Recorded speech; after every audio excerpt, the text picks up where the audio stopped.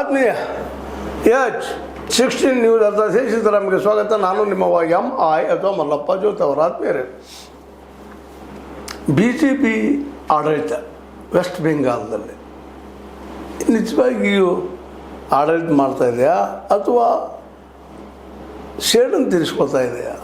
ಈ ಹಿಂದೆ BJP ಕಾರ್ಯಕರ್ತರ ಮೇಲೆ TMC ಕಾರ್ಯಕರ್ತರು ಅಂದರೆ ಮಮತಾ ಬ್ಯಾನರ್ಜಿಯವರು ದಾಳಿ ಮಾಡಿಸಿದ್ರು, ಅದು ನಾವು ದಾಳಿ ಮಾಡಿಸ್ತಾ ಇದ್ದೀವಿ ಅನ್ನುವಂಥ ವಾದಲ್ಲಿ ಕೇಳಿ ಬರ್ತಾಯಿದೆ. ನಿಜವಾಗಿಯೂ ಮೋದಿಯವರು ಹೇಳಿದ್ದೇನು ಈಗ ಮಾಡ್ತಾ ಇರೋದೇನು?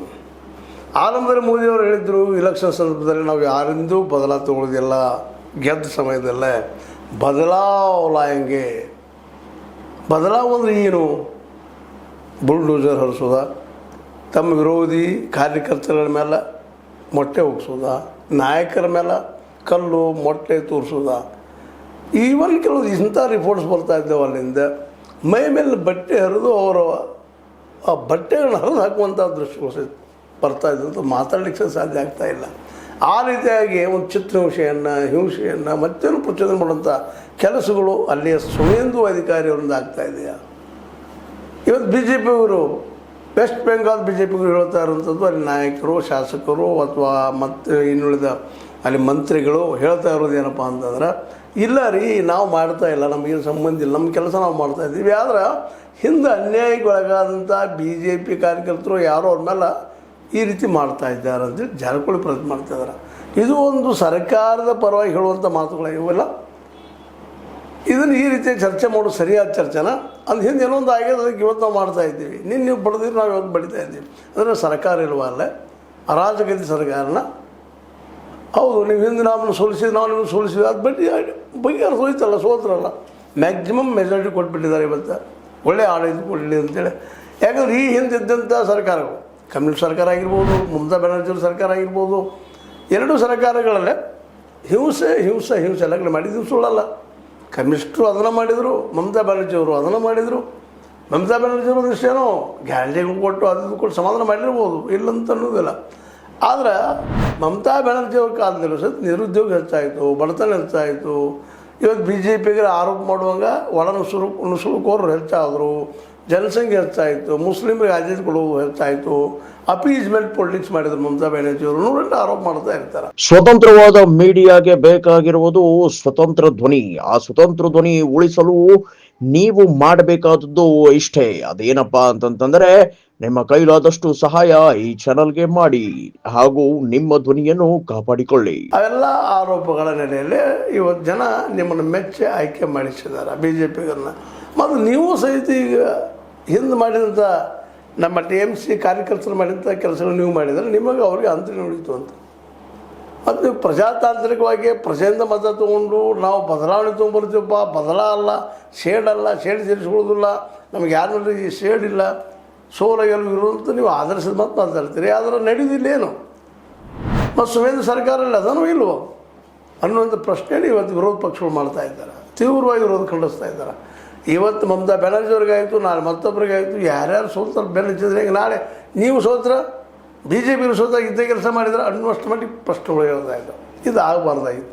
ಯಾಕೆ ಆಗಲಿಕ್ಕೆ ಇದನ್ನು ಪೂರ್ವ ನಿಯೋಜಿತ ಹೇಗಂತ ಇವತ್ತು ಅಭಿಷೇಕ್ ಬ್ಯಾನರ್ಜಿ ಮೇಲೆ ದಾಳಿ ಆಯ್ತು. ಪಾಪ ನೀವು ನೋಡಿದ್ರಿ ಯಾವ ರೀತಿ ಟೊಮೆಟೊ ಹೋಗಿದ್ರು, ಮತ್ತೇನು ಹೋಗಿದ್ರು, ತತ್ತಿ ಹೋಗಿದ್ರು, ಕಲ್ಲು ಹೋಗಿದ್ರು, ಚಪ್ಪಲ್ ಹೋಗಿದ್ರು. ಪಾಪ ಜೀವನದ ಉಳಿದು ಹೆಚ್ಚಿನಾಗಿಬಿಡುತ್ತೆ. ಅಭಿಷೇಕ್ ಬ್ಯಾನರ್ಜಿ, ಮಮತಾ ಬ್ಯಾನರ್ಜಿ ಅಳಿಯ, ಇನ್ನೊಬ್ಬರು MP ನ ನಮ್ಮ ಅಭಿಷೇಕ್ ಬ್ಯಾನರ್ಜಿ ಅವರು. ಇವತ್ತವ್ರಿಗೆ ಸ್ಪೀಕರ್ ಅವ್ರಿಗೆ ಕೇಳ್ತಲ್ಲ, ಯಾಕಪ್ಪ ನಮ್ಮ MP ಅವ್ರಿಗೆ ಏನು ಮಾಡಿದಿಲ್ಲ, ಸರ್ಕಾರ ಏನು ಮಾಡಿತ್ತು ಅಂತೇಳಿ. ಅದೇ ಕಾಲಕ್ಕೆ ಇನ್ನೊಬ್ಬರು ಕಲ್ಯಾಣ್ ಬ್ಯಾನರ್ಜಿ ಅಂತೇಳಿ ಅವರು ವಹಿಸೋದಂಥವ್ರು. ಅದು ಪಾರ್ಲಿಮೆಂಟ್ದ ಒಳ್ಳೆಯ ವಾಗ್ಮಿ, ರಾಜ್ಯದ ಸಮಸ್ಯೆ ತೆಗೆದುಕೊಂಡು ಹೋಗುವಂಥವ್ರು. ಕಂಪ್ಲೇಂಟ್ಗಳಾಗಿ ಹೋದಾಗ ಅವ್ರ ಮೇಲೆ ಅದೇ ರೀತಿ ಕಲ್ಲು ಎಸೆತ ಮತ್ತೊಂದು ಎಸೆತ ಆಗಿ ಅವ್ರಿಗೂ ಇಂಜುರಿ ಮಾಡಿದ್ದಾರೆ, ತಲೆಗೆ ಹೊಡೆದ.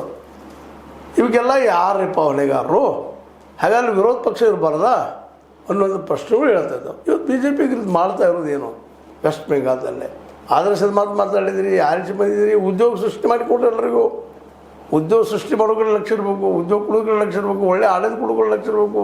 ಮತ್ತು ಅನಾಗರಿಕವಾಗಿ ಅರಾಜಕತೆಯನ್ನು ಉಂಟು ಮಾಡುವಂಥ ಕೆಲಸಗಳು ಅವ್ರು ಮಾಡಿದ್ದಾರೆ, ಇವ್ರು ಮಾಡ್ತಾ ಇದ್ದಾರೆ. ಮತ್ತು ನೀವು ಎದಕ್ಕಿದ್ದೀರಿ ಸರ್ಕಾರಲ್ಲೇ? ಇದು ಗೊತ್ತದಲ್ಲ ನಿಮಗೆ, ಹೌದಪ್ಪ ಹಿಂದೆ ಅವ್ರ ಮೇಲೆ ಆಗಿರೋ ದಾಳಿ, ಅದಕ್ಕೆ ಅವರು ಪ್ರತಿ ದಾಳಿ ಮಾಡಲಿಕ್ಕೆ ಮತ್ತು ತಡಿಬೇಕಲ್ಲ ಅದನ್ನು. ಏದು ಅವ್ರು ಮಾಡಿದ್ದಾರೆ ನಾವಿಲ್ಲ, ನೀವು ಸರ್ಕಾರ ಇವತ್ತು ನೀವು ಮಾಡ್ಬೇಕಾದ್ರೆ ನಿಮ್ಮ ಡ್ಯೂಟಿ ಅದು. ಆಂತರಿಕ ಸುರಕ್ಷತೆನ ಕಾಪಾಡೋದು, ಶಾಂತಿಯನ್ನು ಕಾಪಾಡೋದು ಸರ್ಕಾರದ ಕೆಲಸ, ಆಯ್ತು ಕರ್ತವ್ಯ ಅದು. ಮತ್ತು ಅದು ಮಾಡಲಾರ್ದು ಮತ್ತು ಯಾರು ಮಾಡಬೇಕು? ಮತ್ತು ಯಾರಿಗೆ ದೂರು ಕೊಡಬೇಕು? ಇವತ್ತು ಎಲ್ಲಿ ಹೋದ್ರು ಅದ ಪರಿಸ್ಥಿತಿ. ಅಲ್ಲಿ ಸರ್ಕಾರ ಅದು ಕ್ಯೂಡಾಗಿಬಿಟ್ಟದ. ಸ್ವಯಂದು ಅಧಿಕಾರಿಗಳು ಅಂತಿ ಅಥವಾ BJP ನಾಯಕರು ಇಲ್ಲರಿ ಅವರೆಲ್ಲ ಉಂಡಾಗಿ ಮಾಡಿದಾರೆ, ಅದಕ್ಕೆ ಪ್ರತಿಕಾರ ತೊಗೊಳಗಿದ್ದಾರೆ. ಮತ್ತು ನೀವೇನು ಮಾಡ್ತಾಯಿದ್ದೀರಿ ಸರ್ಕಾರಕ್ಕೆ?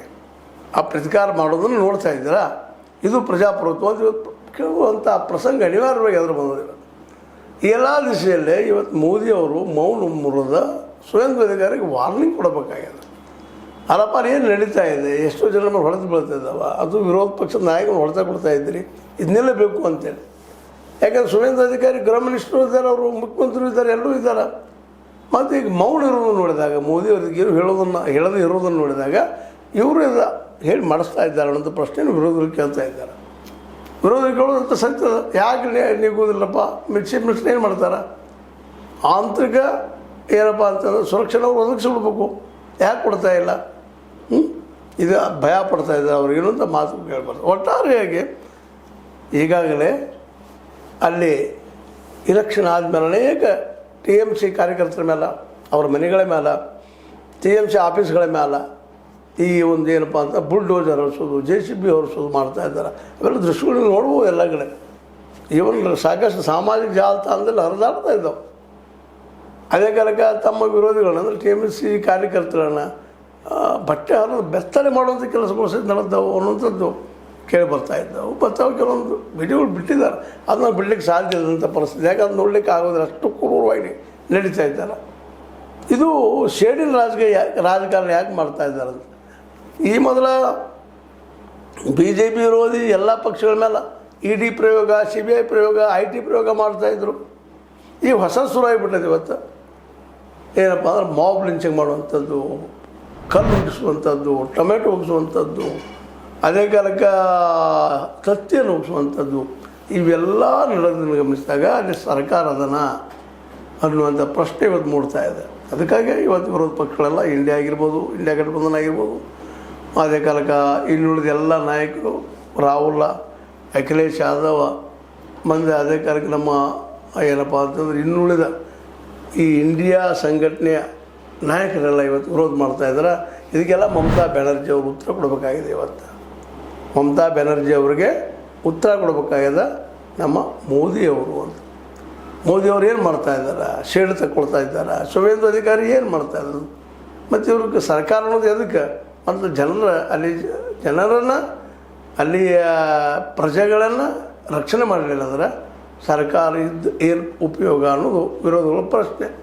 ಇದಕ್ಕೆ ಉತ್ತರ ಕೊಡಬೇಕಾಗಿದ್ದು ಇವತ್ತು ಮೋದಿ ಮತ್ತು ಸುವೇಂದು ಅಧಿಕಾರಿಗಳು ಉತ್ತರ ಕೊಡಬೇಕು. ಇದಲ್ಲ ಅಲ್ಲ, ಇದು ಅರಾಜಕ ವ್ಯವಸ್ಥೆ ಅಲ್ಲ ಅನ್ನೋದನ್ನು ಇವರೆಲ್ಲ ತಿಳ್ಕೊಬೇಕಾಗಿದೆ ಅಂತ ಹೇಳ್ತಾ, ಇದು ನಿಮಗೆ ಲೈಕ್ ಆಗಿರ್ಬೋದು. ಲೈಕ್ ಮಾಡಿರಿ, ಶೇರ್ ಮಾಡಿರಿ, ಕಾಮೆಂಟ್ ಮಾಡಿರಿ, ಜೊತೆ ಸಬ್ಸ್ಕ್ರೈಬ್ ಮಾಡಿರಿ. ಯಾಕಪ್ಪ ಅಂದ್ರೆ H16 ಇದು ನಿಮ್ಮ ಸಂಸ್ಥೆ ಬೆಳೆಸ್ರಿ, ಉಳಿಸ್ರಿ. ಆದಷ್ಟು ನಿಮ್ಮ ಸಹಾಯ ಸಹಕಾರ ನಮಗಿರಲಿ ಅಂತ ಹೇಳ್ತಾ, ಇದು ನಿಮಗೆ ಲೈಕ್ ಆಗಿರ್ಬೋದು. ಲೈಕ್ ಮಾಡಿ, ಶೇರ್ ಮಾಡಿ, ಕಮೆಂಟ್ ಮಾಡಿ, ಜೊತೆ ಸಬ್ಸ್ಕ್ರೈಬ್ ಮಾಡಿ. H16 ನ್ಯೂಸ್ ಅರ್ಥಾತ್ ಸಿದ್ದರಾಮಯ್ಯ ಸತ್ಯಕಾಯಿಗಳಲ್ಲಿ ವಂದನೆಗಳು. ಆತ್ಮೀಯ ಸಾರ್ವಜನಿಕರಲ್ಲಿ H16 ಅರ್ಥಾತ್ ಸೀತಾರಾಮದಿಂದ ಒಂದು ಮನವಿ. ಈ ಸಂಸ್ಥೆ ಭ್ರಷ್ಟಾಚಾರ, ಅನ್ಯಾಯ, ಅತ್ಯಾಚಾರಗಳಿಂದ ನೊಂದವರ ವೇದಿಕೆ. ಅನ್ಯಾಯಕೋರರ, ಭೂಗಳ್ಳರ, ನಶಾ ಸಾರಾಯಿ ಮಾಫಿಯಾಗಳ ವಿರುದ್ಧದ ಧ್ವನಿ. ರೈತರ, ಕೂಲಿಕಾರ, ಕಾರ್ಮಿಕರ, ಬಿದ್ದ ಸಮುದಾಯ ಜನರ ಧ್ವನಿ. ಬೆಂಬಲವಾಗಿ ನಿಂತು ತನುಮನ ಧನದ ಸಹಾಯಕ್ಕೆ ಸಾರ್ವಜನಿಕರಲ್ಲಿ ಕೋರಿಕೆ. ದಾನದ ಸಹಾಯ ನೀಡಿ ಸ್ವಾತಂತ್ರ್ಯ ಪತ್ರಿಕೋದ್ಯಮ ಉಳಿಸಿ ಬೆಳೆಸಿ. ವಂದನೆಗಳು. ತಮ್ಮನ್ನೇ ನಂಬಿರುವ ಮಲ್ಲಪ್ಪ ಇ ಜೋತಾವರ್. ಈ ಕೆಳಗಿನ QR ಸ್ಕ್ಯಾನ್ ಮಾಡಿ ಅಥವಾ ಈ ನಂಬರ್ ಅಂದರೆ 7411402405ಗೆ ಇಲ್ಲ 9686864852ಗೆ ನೀವು ಫೋನ್ಪೇ ಮಾಡಿ, ಪೇಟಿಎಮ್ ಮಾಡಿ ಅಥವಾ ಇನ್ನಾವುದೇ ಮಾಧ್ಯಮದಿಂದ ಗೂಗಲ್ ಮೂಲಕ ಸಹಾಯ ಮಾಡಿ ಈ ಪ್ರಾಮಾಣಿಕ ಪತ್ರಿಕೋದ್ಯಮವನ್ನು ಉಳಿಸಿ ಅಂತ ಮತ್ತೊಮ್ಮೆ ಮನವಿ. ವಂದನೆಗಳು.